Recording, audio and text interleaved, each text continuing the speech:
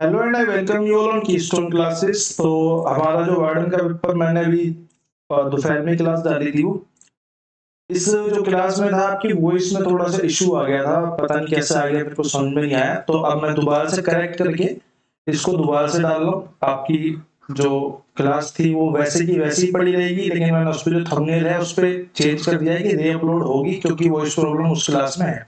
ठीक है, बाकी जिस किसी को भी वॉइस प्रॉब्लम की दिक्कत हो रही थी या पूरी क्लास वो देख लिया तो कोई दिक्कत नहीं है। फिर तो अगर कोई वॉइस की दिक्कत किसी को हो रही थी, वो आप इस क्लास को देख लेना, इसमें आपकी वॉइस की दिक्कत नहीं आएगी। ठीक है, क्वेश्चन नंबर 1 पे चलते हैं, बाकी चीजें बाद में देखेंगे। बाकी मैं आपको दोबारा से ब्रीफ कर देता हूँ, छोटा सा ब्रीफ कर देता हूँ। आपको जो पीडीएफ है ये आपको कीस्टोन क्लासेस के चैनल पे मिल जाएगी, नीचे डिस्क्रिप्शन में लिंक है। आपको नीचे एक बेस्ट पीवाईक्यूज का लिंक मिलेगा, वहां पे आपको जो क्वेश्चंस अच्छे होंगे वो मिल जाएंगे। और एक आपको चैनल तीसरे जो लिंक मिलेगा वो कीस्टोन एसएससी के लिए मिलेगा, अगर आपको जीएस करनी है तो आप इस चैनल पे ज्वाइन हो सकते हैं। ठीक है, क्वेश्चन नंबर 1 पे चलते हैं। P can do a job in 24 days. In how many days can P and Q together complete the job if Q is twice fast as P? ठीक है, जो P है और Q है, अगर मैं एफिशिएंसी की बात कर रहा हूँ या काम की बात कर रहा हूँ तो Q जो है वो दूना फास्ट है किससे? P से। लेकिन P क्या कर पा रहा है? P काम को 24 दिन में कर पा रहा है। तो अगर मैं टोटल वर्क की बात करूँ यहाँ से, तो मेरे को यहाँ से टोटल वर्क कितना मिल जाएगा? P 24 दिन में काम खत्म कर रहा है, एक दिन में एक काम कर रहा है, तो टोटल वर्क कितना हो जाएगा? 24 हो जाएगा। मेरे से क्या पूछ रहा है? मेरे से पूछ रहा है कि P और Q मिलकर कितने दिन में काम कर पाएंगे। भाई टोटल वर्क 24 है, P और Q दोनों मिलकर कितना काम कर पाते हैं एक दिन में? 3 काम कर पाते हैं, तो 3 से डिवाइड कर देंगे तो कितने दिन में कंप्लीट कर लेंगे? 8 डेज में कौन कंप्लीट कर लेंगे? P प्लस Q कंप्लीट कर लेंगे, यानी कि ऑप्शन नंबर ए जो है वो हमारा यहाँ पे करेक्ट आंसर हो जाएगा। क्वेश्चन नंबर 2 पे चलते हैं। What is the difference between the compound interest and the simple interest on a sum 4000 for 2 years at the rate of 6% per annum? ठीक है, कंपाउंड इंटरेस्ट और सिंपल इंटरेस्ट का मेरे से अंतर पूछा हुआ है। मैं क्या बोलूंगा? देखो, अगर सिंपल सिंपल बोलूं तो देखो ऐसा ही, अगर मैं बात करूं तो 6 और 6 ही मिलेगा। पहले साल 6 मिलेगा, दूसरे साल 6 मिलेगा। अगर मैं सीआई की बात करूं तो सीआई 6 मिलेगा, इस साल 6 मिलेगा, और इस वाले 6 पे एक बार 6% और मिलेगा, 6 पे 6% और मिलेगा, यानी कि 0.36 और मिलेगा। ठीक है, जैसे कि अगर मैं आपको और समझाऊं तो हम ये वाला फॉर्मूला लगाते हैं एसआई के लिए। भाई प्लस माइनस जो भी अंदर से आएगा a मल्टीप्लाई b बाई 100, तो यहाँ 6 और 6 कितना हो जाएगा? 12 हो जाएगा। प्लस में क्योंकि अंदर से प्लस का निकल जाएगा, 6 6 36 और 2 जीरो की ऊपर पॉइंट लग जाएंगे तो 0.36 आ जाएगा, यानी कि 12.36 मेरा यहाँ पे सीआई बनेगा। इस तरीके से 12.36, अगर मैं एसआई को देखूं तो ये 12% बनता है, तो अंतर कितना बनेगा? वो 12 बनेगा। ये अंतर होता है एक्चुअल में, ये आर का आर परसेंट होता है। इस आर का आर परसेंट अगर हम निकालेंगे वही हमारा अंतर आएगा, वही मैंने आपको डायरेक्ट बताया था।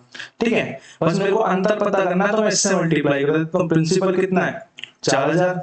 मेरे को कितना चाहिए? मेरे को 0.36% चाहिए। परसेंट को हटाऊंगा, नीचे 2 जीरो, और इस पॉइंट को हटाऊंगा, नीचे 2 जीरो और, तो 2 जीरो खत्म, एक जीरो से एक जीरो खत्म। 36 की मल्टीप्लाई 4 में करेंगे तो 14.4 रुपीज जो है वो हमारा यहाँ पे करेक्ट आंसर आ जाएगा। ऑप्शन नंबर 1 जो है वो हमारा करेक्ट हो जाएगा। क्वेश्चन नंबर 3 एक बार आप पढ़ लीजिए।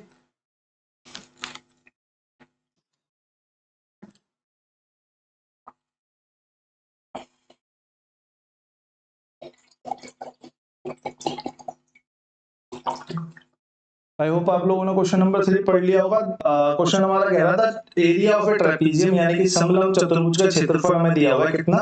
480 स्क्वायर सेंटीमीटर। समलंब चतुर्भुज का एरिया दिया हुआ है, तो हमें पता होना चाहिए कि समलंब चतुर्भुज का एरिया होता क्या है। ये वाली लाइन पढ़ते हैं, हमें ये बात पता होनी चाहिए कि 1/2 मल्टीप्लाई में sum of parallel sides, sum of parallel sides, और मल्टीप्लाई में डी, डिस्टेंस बोल दो या फिर इसे हाइट बोल दो, जो कुछ भी बोलना वो बोल दो। तो ये हमारा एरिया का फॉर्मूला होता है किसका? ट्रेपीजियम का। ये आपको पता होना चाहिए।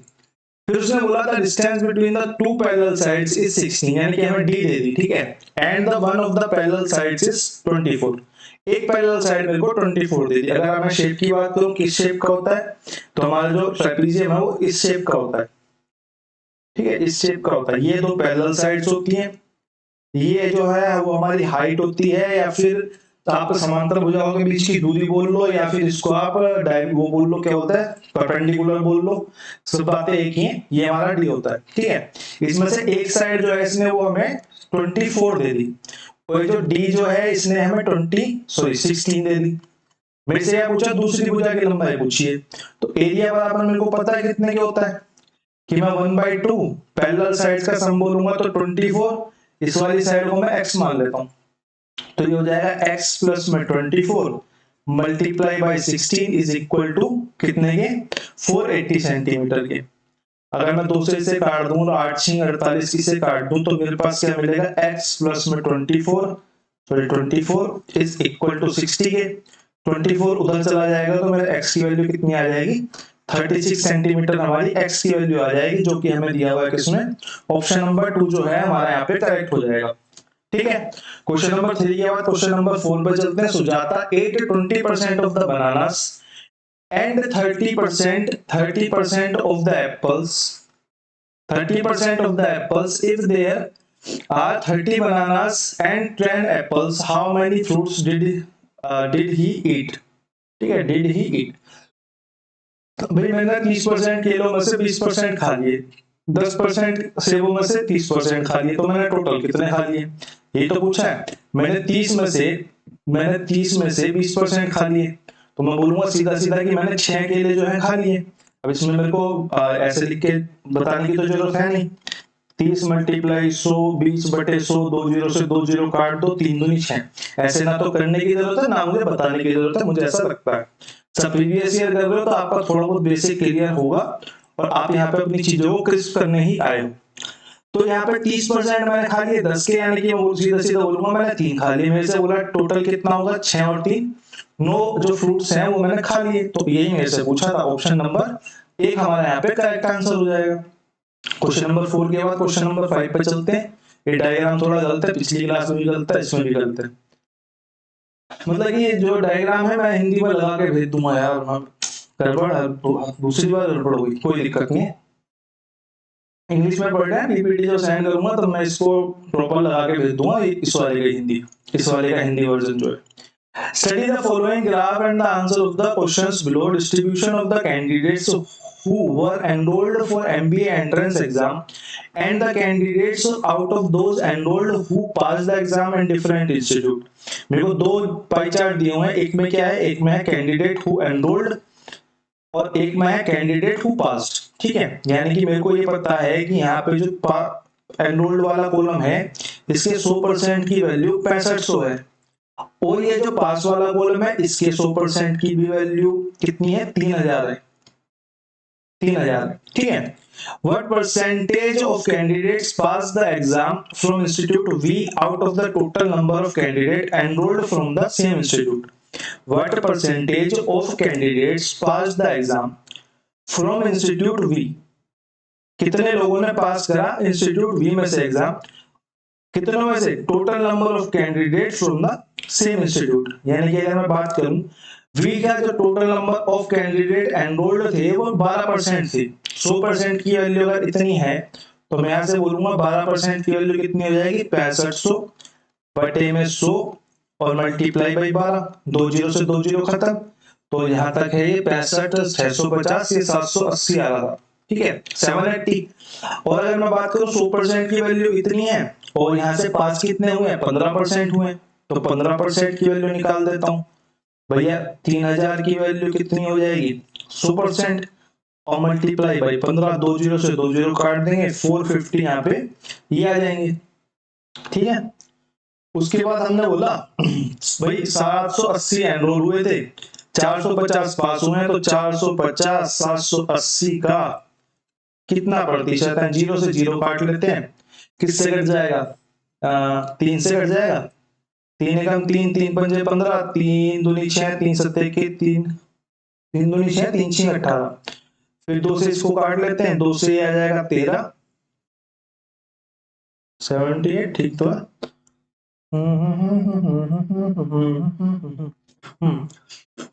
तीन दूनी छह, तीन छह 18, ठीक है। दो से काट लेते हैं 50, 15 पंजे 75, यानी कि 750 बट्टे 13। 13 से इसे काटेंगे तो 13 छह 78, 13 छह 78 होता, ज्यादा हो जाएगा तो 13 पंजे पे जाएगी मानी। 13 पंजे पे तो मेरे सारे दिखाई दे रहे हैं, मेरे को अगर छिक पे चले जाते तो काम हो जाता।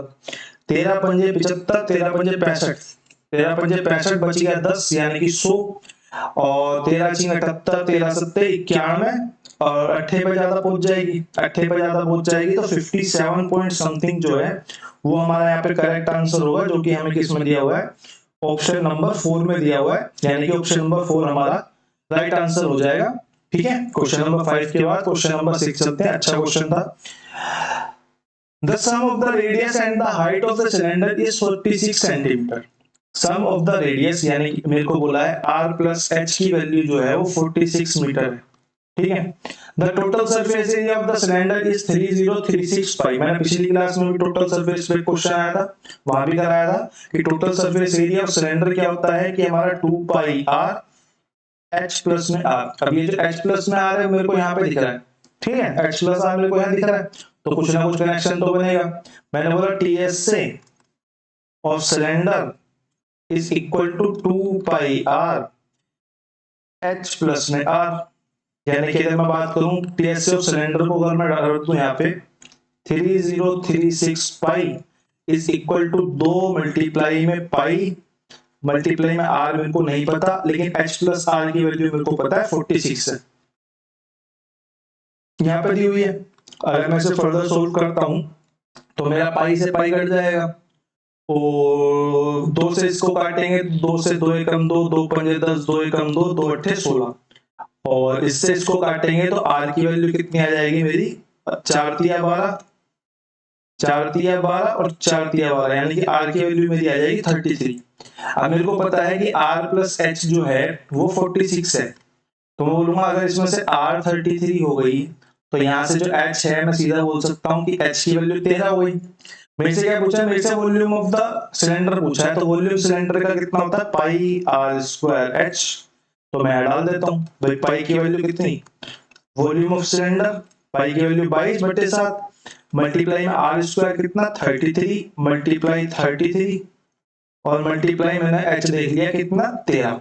मैंने ऑप्शन देखी तो मेरा ऑप्शन में पाई है, तो मैंने ये गलत लिख दिया, तो मैं इसको सिर्फ पाई बोल देता हूँ। ठीक है, ये याद रखना है कि ऑप्शंस को देखते हुए चलना है कि 22/7 से मल्टीप्लाई करने लग जाओ, ऑप्शंस में वो पाई में लिखा हो। ठीक है, अब इस केस में मैंने देखा कि मल्टीप्लिकेशन में करूंगा थोड़ी बड़ी है, तो मैं इकाई का अंक अगर देखूं तो 3 तिया 9, 9 तिया 27, यानी कि जो इकाई का अंक है यूनिट डिजिट है वो 7 बनेगा। किस केस में 7 बन रहा है, मैंने देखा है यहाँ पे कोई दो केस नहीं बन रहे, सिर्फ एक ही केस है जिसमें कि इकाई का अंक 7 है, तो मेरा राइट आंसर कितना हो जाएगा 14157 पाई हमारा यहाँ पे राइट आंसर हो जाएगा। लेकिन मैं उम्मीद करूंगा कि आप लोग इसकी कैलकुलेशन अपने हाथ से करें।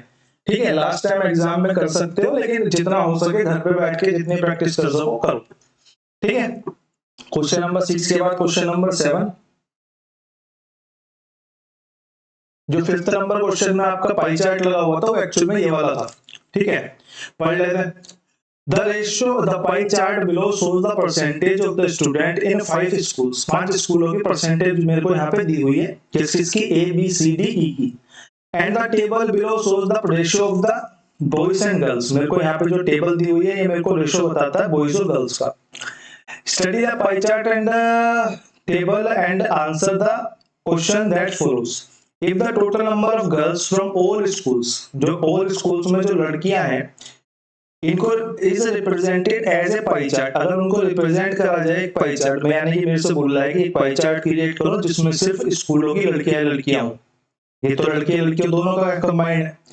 Then what will be the answer of the sector angle corresponding to the school E. अब टोटल जब मैं बनाऊंगा लड़कियों का, उसमें से जो ई का सेक्टर बनेगा मेरे को उसका एंगल पता करना है। मैंने बोला उसके लिए मेरे को सबसे पहले लड़कियां पता होनी चाहिए। भाई मैंने बोला परसेंटेज का ग्राफ है तो मैं टोटल को 100 ही मान लेता हूँ, मैं ऐड कर लेता हूँ कि 100 ही इसमें स्टूडेंट है टोटल। जब मैंने 100 स्टूडेंट ऐड करे तो मैंने यहाँ पे देखा, मैंने यहाँ पे क्या देखा, मैंने यहाँ पे एक चीज देखी, एक सेकेंड रुकिए, यहाँ से देखते हैं। ठीक है, मैंने यहाँ पे देखा कि ए के पास जो है वो 28% है, यानी कि और यहाँ पे अगर मैं रेशो में देखूं तो मेरे पास 1 और 3 है। रेशो में मेरे पास 1 और 3 है, वैसे मेरे पास 28% है, तो मेरे हिसाब से तो टोटल 4 होना चाहिए। यहाँ से मैं बोल सकता हूँ कि 4 सत्ते 28, 7 एकम 7, ए में जो है वो 7 लड़कियां होंगी।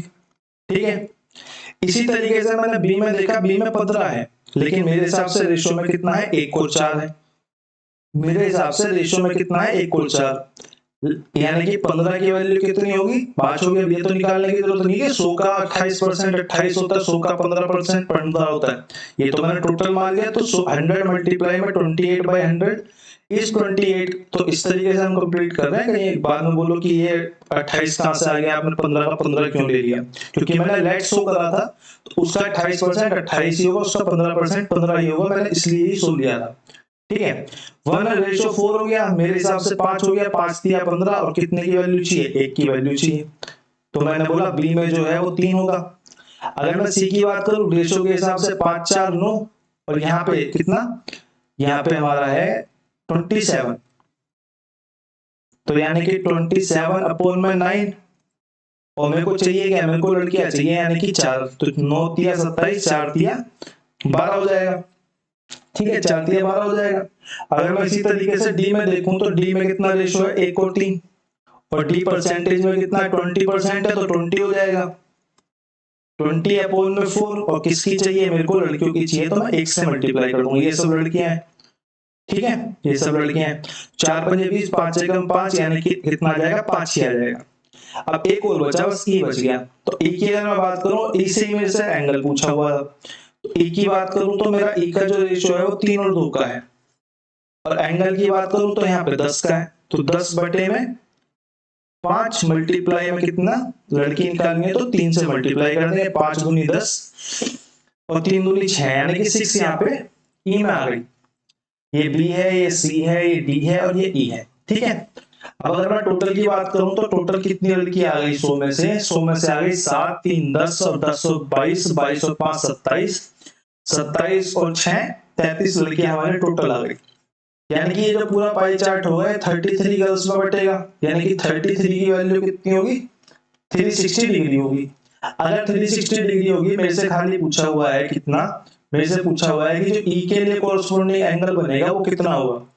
ई के लिए जो एंगल बनेगा वो हमारा कितना बनेगा, अगर 33 की वैल्यू 360 है, तो हमें 6 की वैल्यू निकालनी है, 360 बटे में 33 मल्टीप्लाई बाई 6, यानी कि 11, और ये आ गया हमारा 2, 720 बटे में 11, 11 6 66, और 60 के ऊपर का एक ही एंगल दिख रहा है मेरे को यहाँ पे 65%, तो मेरा नियरेस्ट इंटीजर क्या आएगा, 65%। मेरे को नियरेस्ट निकालने की जरूरत भी नहीं है।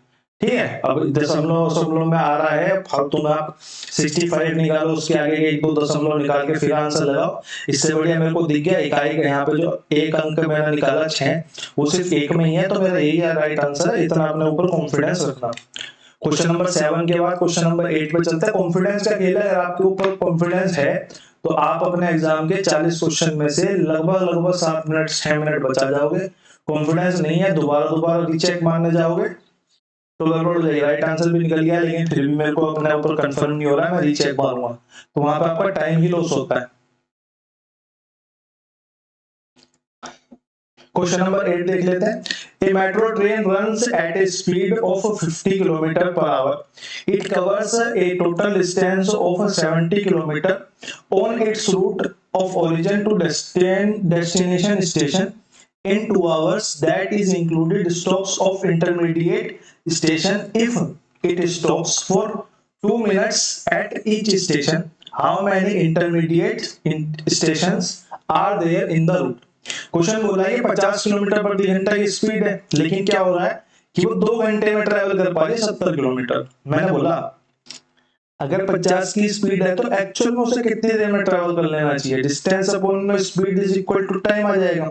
ठीक है, तो मैंने यहाँ से कैलकुलेट करा तो मेरे को यहाँ से मिला, अगर मैं मिनटों में चेंज कर दूं तो 5 एकम 5, 5 दूनी 10, 12 पंजे 60, 12 छीं 72, 12 सत्ते 84, 84 मिनट्स यहाँ पे मेरा आ जाएगा।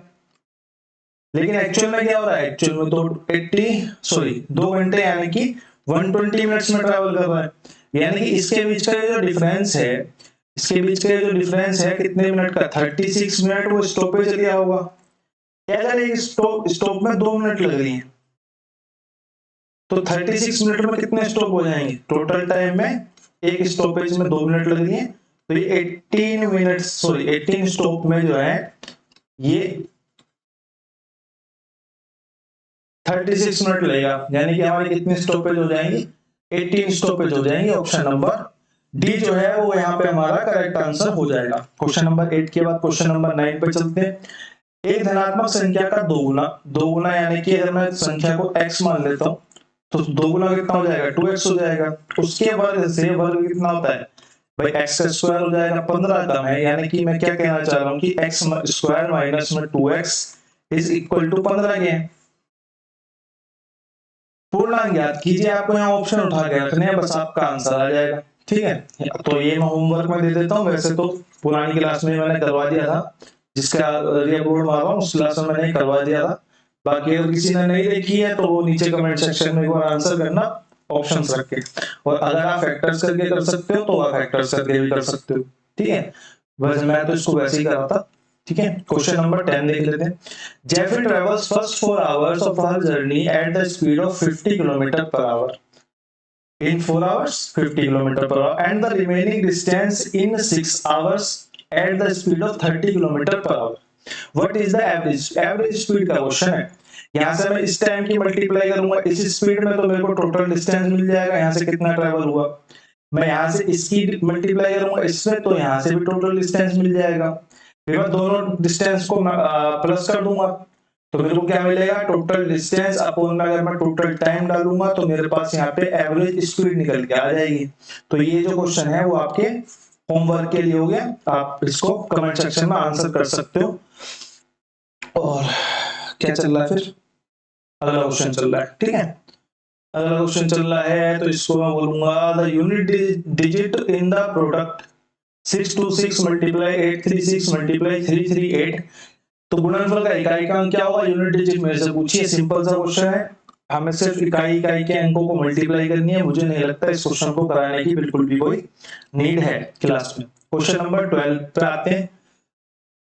क्वेश्चन नंबर 12 हमारा कह रहा है यदि A if A lends 6800 rupees to B, A ने लैंड करे किसे, इसे, कितने रुपए, 6800, 6% per annum, and B lends the same amount to C at 10% per annum. Same amount यानी कि कितने की बात कर रहा है, 6800 रुपए की ही बात कर रहा है। Find the gain of be in the period of 2 years. अब जो टाइम हो गया वो 2 साल का हो गया। भाई क्वेश्चन ने बोला ए आया, ए ने बी को कुछ पैसे दिए कि भाई एक काम कर, मेरे पास 6800 रुपए पड़े हैं, तू लेके चला जा। उसने बोला कितनी परसेंट लेगा रेट, नुका मैं 6% ले लूंगा, ठीक है दे दो। कितने टाइम के लिए दे देगा, नुका 2 साल के लिए दे दूंगा। अब ये भाई साहब वापिस गए, इनको सूदखोरी की आदत थी, इन्होंने क्या उठा के काम करा, बिना जाके सी को पकड़ा दिया, इनको ले एक काम कर, मेरे पास 6800 रुपए तुझे चाहिए थे ना, तू ले जा। कितना परसेंट लोगे, इनका 10%। जरूरत का फायदा उठा लो, इनको उठा लूं, क्या करूं। तो यहाँ पे इसने फिर इसको 2 साल के लिए दे दिए। अब क्या हुआ इस केस में कि बी ने जितना पैसा लिया था उतना ही अगले वाले को दे दिया। अब उस केस से क्या हो गया, बी को फायदा हो गया पर ईयर। पर ईयर कितना फायदा हो गया कि उसको ए को तो देने 6%, लेकिन उसको मिल रहे हैं 10%, यानी कि 4% का यहाँ पे सूखा सूखा मार्जिन जो है वो बी ले रहा है। अगर 4% का 1 साल में ले रहा है तो 2 साल में 8% ले लेगा। बस मेरे को यही पता करना है कि कितना रुपए में उसने लाभ हुआ। 6800 रुपए की वैल्यू कितनी, 100%, तो मैं बोलूंगा 8% की वैल्यू निकाल देता हूँ, 2 जीरो से 2 जीरो खत्म। 8 8 64, मेरे को यहाँ पे इकाई का अंक एक ही ऑप्शन में दिखाई दे रहा है 4, 544 मेरा यहाँ पे राइट आंसर हो जाएगा। आई होप आप लोग समझ गए होंगे। ठीक है, सिर्फ इतना सा ही क्वेश्चन था। क्वेश्चन नंबर 13 एक बार आप लोग पढ़ लीजिए और ये होमवर्क में आपका क्वेश्चन रहेगा, फिर मैं 2 मिनट का टाइम देता हूँ।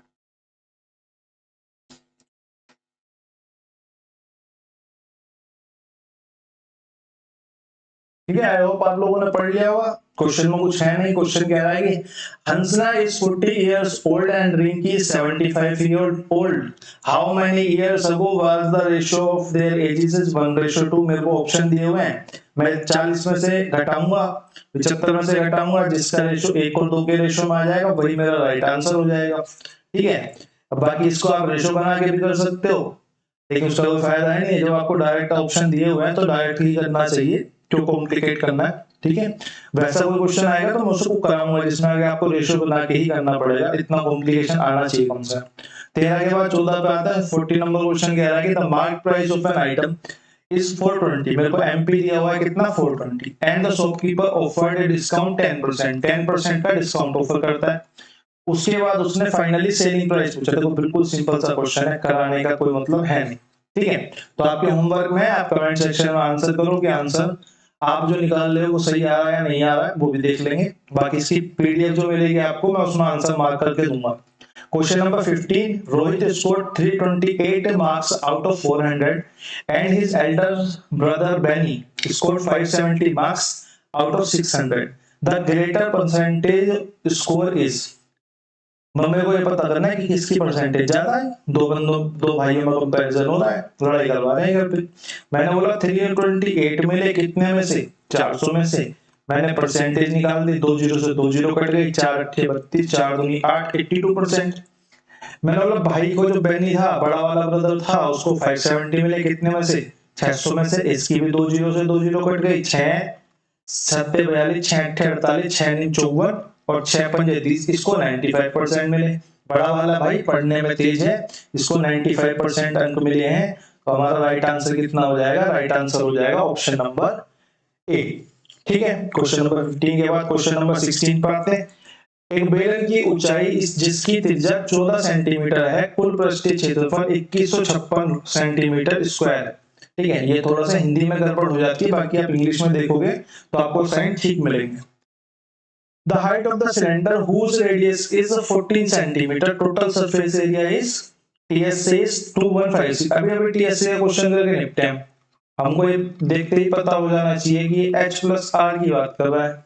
मेरे से हाइट पूछी हुई है, मेरे को R दी हुई है, यानी कि अगर मैं बोलूंगा कि 2 पाई R की जगह अगर मैं 2 × 22/60 डालता हूँ, क्योंकि यहाँ पे पाई में नहीं है, मल्टीप्लाई में रेडियस कितनी है, 14 है, ब्रैकेट में मैं डालूंगा तो 14 प्लस में h हो जाएगा।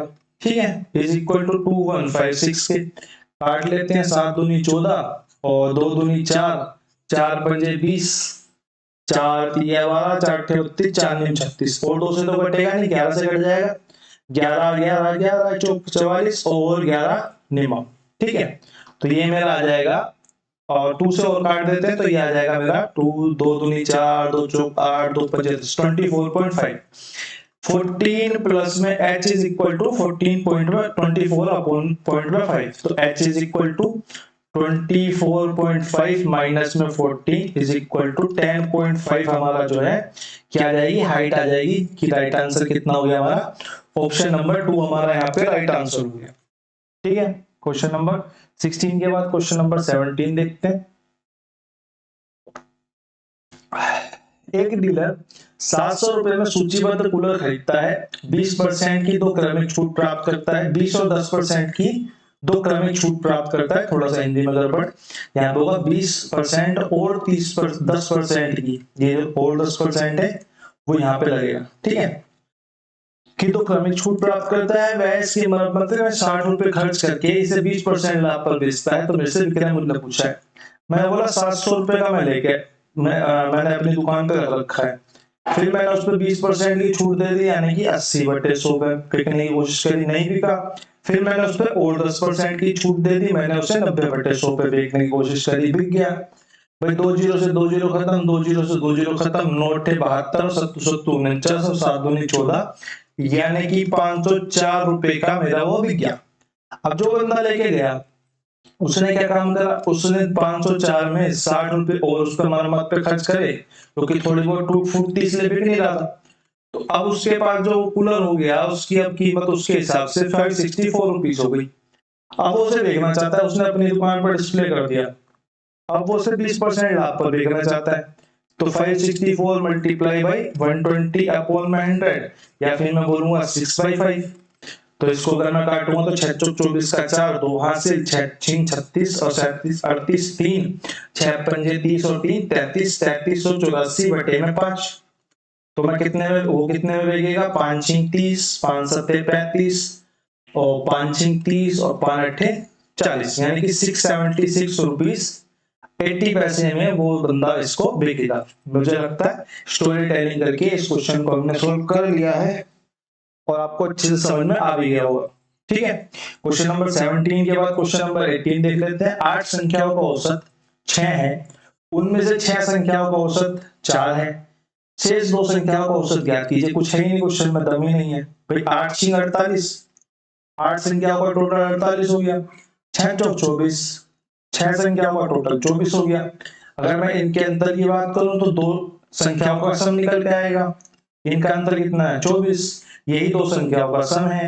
तो प्रत्येक संख्या का औसत कितना हो जाएगा, एवरेज हमारा आ जाएगा 24 को 2 से डिवाइड कर देंगे तो 12 हमारा यहाँ पे आंसर आ जाएगा, ऑप्शन नंबर 1। ठीक है, ऑप्शन नंबर 1 हमारे यहाँ पे करेक्ट आंसर हो गया। क्वेश्चन नंबर 18 के बाद क्वेश्चन नंबर 19 पे आते हैं। 2 भाइयों की वर्तमान आयु का अनुपात 1:2 है। 4 वर्ष बाद अनुपात 1:3 था। 4 वर्ष पहले अनुपात 1:3 था। 10 वर्ष बाद उनकी आयु का अनुपात क्या हो। खतरनाक क्वेश्चन नहीं है। ठीक है, मैं बोलूंगा भाई मेरे को 2-3 अनुपात हैं तो मैं 1 को मान लेता हूं। मैंने बोला 1 को मैं x मान लेता हूं, 1x, और 2 को मैं 2x मान लेता हूं। 4 वर्ष पहले के अनुपात से कंपैरिजन करवा रहा तो मैं बोल देता हूं ये -4, अगर यहाँ पे उम्र कर दूं, यहाँ -4 उम्र कर दूं तो अनुपात जो है वो 1:3 आ जाएगा। सिंपल सा, कोई ज्यादा एक्स में दिक्कत होती नहीं है। आप लोग डरने की डर मत करो, एक्स देख के इतना मैं कॉम्प्लिकेटेड कराता ही नहीं, अगर वो एक्स स्क्वायर में चला जाए। तो यहाँ से मैं देखूंगा तो ये हो जाएगा 3x माइनस में 4 दिया 12 is equal to 2x minus में 4, 12 उधर चला जाएगा, ये इधर आ जाएगा तो मेरा आ जाएगा x is equal to 8k। अगर मेरा x इक्वल टू 8k आ गया, यहाँ पे मैं रखूं तो ये आ जाएगा 8 और दूसरा अनुपात कितना आ जाएगा 16। मेरे से बोला है यहाँ से 10 वर्ष बाद जो अनुपात कितना होगा, तो दोनों में 10 प्लस कर देंगे, 10 प्लस कर देंगे तो ये कितना हो जाएगा 18, ये कितना हो जाएगा 26, 2 से कट हो जाएगा तो ये हो जाएगा 9 और ये हो जाएगा 13। तो हमारा 10 वर्ष बाद का अनुपात कितना हो जाएगा 9:13, यानी कि ऑप्शन नंबर डी हमारा यहाँ पे करेक्ट आंसर हो जाएगा। क्वेश्चन नंबर 19 के बाद क्वेश्चन नंबर 20 देख लेते हैं। क्वेश्चन नंबर 20 पिछली क्लास में मैंने कराया था और मैंने बोला था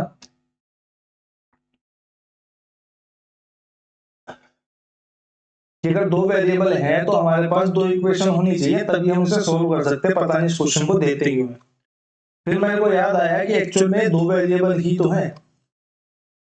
एक्चुअल में ये जो है वो 2 वेरिएबल ही हैं। 2 वेरिएबल कैसे हैं कि a स्क्वायर और -b² को हम क्या बोल सकते हैं कि a + b और a - b is equal to 56 के। तो अब ये 2 वेरिएबल बन गए ना, 2 वेरिएबल 2 इक्वेशन बन गई।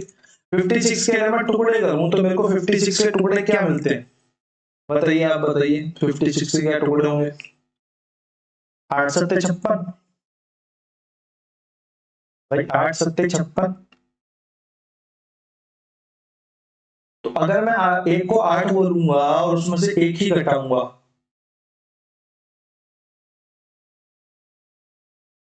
8 सत्ते 56, अगर मैं एक को 8 बोलूंगा और उसमें से एक घटाऊंगा और यहाँ पे अगर 8 बोलूंगा और एक बोलूंगा तो ये तो इक्वेशन सेटिस्फाई करेगा नहीं। अगर ये सेटिस्फाई नहीं करेगा तो हमें कुछ और लेना पड़ेगा। तो हमें क्या लेना पड़ेगा, हमें लेना पड़ेगा 14 और 4, 14 चौका 56। अब यहाँ से सेटिस्फाई कर देगा, मेरे को लगता तो है सेटिस्फाई कर देना चाहिए। अगर a + b की वैल्यू 14 है और a - b की इतनी है तो मैं a की वैल्यू को अगर बोलूं तो a की वैल्यू कितनी हो जाएगी 14 प्लस में 4/2, 18/2 यानी कि 9, यानी कि a की वैल्यू कितनी आ जाएगी हमारे यहाँ से 9 आ जाएगी। ठीक है, तो ऑप्शन नंबर 2 जो है वो हमारे यहाँ से करेक्ट हो जाएगा। अब आप बोलोगे कि आपने जो है 8 सत्ते 56 क्यों नहीं लिया। अगर आप मेरे से बोलते हो कि 8 सत्ते 56 आपने क्यों नहीं लिया, क्योंकि a - b को 7 बनाने के लिए एक को कम से कम 8 तो होना पड़ेगा ना। वरना बी 0 हो जाएगा। और ये पॉजिटिव इंटीजर्स हैं और ये पॉजिटिव जो है वो इंटीजर्स हैं, तो यहाँ पे कम से कम 8 होना चाहिए था, तब जाके बी को 1 होना पड़ता। लेकिन अगर यहाँ पे अगर 8 होता है और यहाँ पे अगर इसकी वैल्यू देखो, जैसे कि a प्लस बी की वैल्यू 8 होती और a माइनस बी की वैल्यू मैं 7 बोल रहा हूँ, तो यहाँ पे अगर मेरे को यहाँ पे पॉजिटिव इंटीजर रख के इसको 7 निकालना, तो इसे कम से कम 8 होना पड़ेगा, वरना फिर ये नहीं बन पाएगा। और अगर यहाँ पे ये 8 होता है तो b की वैल्यू आती है फिर 0, तो ये सेटिस्फाई नहीं करता। इसलिए मैंने बोला कि ये वाली वैल्यू तो होगी नहीं, इसलिए हमने 14 और 4 ले लिया, जिससे हमारा आंसर कितना आ गया 9 हमारा यहाँ पे इससे आंसर आ गया। आई होप आप लोगों को क्लास अच्छी लगी होगी। सुबह की वॉइस की प्रॉब्लम के लिए मैं फिर से तहे दिल से माफी चाहता हूँ, मैंने चेक नहीं करा, पता नहीं कैसे करके, और अब जहां तक है वो ठीक हो जाएगी। ठीक है, बाकी आपसे अगली क्लास में मिलते हैं। आज मेहनत हो गई, डबल जाएगी क्लास में।